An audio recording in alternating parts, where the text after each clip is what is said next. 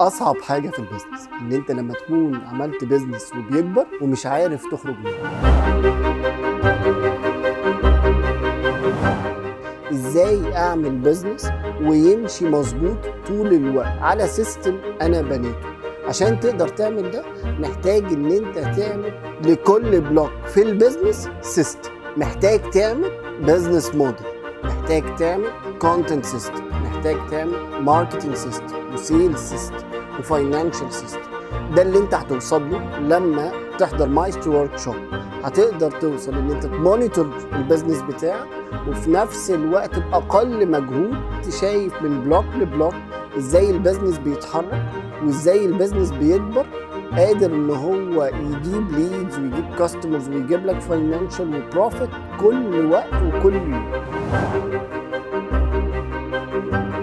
وهو ده اللي انت هتقدر توصل له، ان انت يكون عندك بيزنس سيستم كامل تقدر بيه تدير البيزنس بتاعك، وفي نفس الوقت ده يأهلك ان انت تتحرك من السمول للميديوم بيزنس ومن الميديوم لللارج.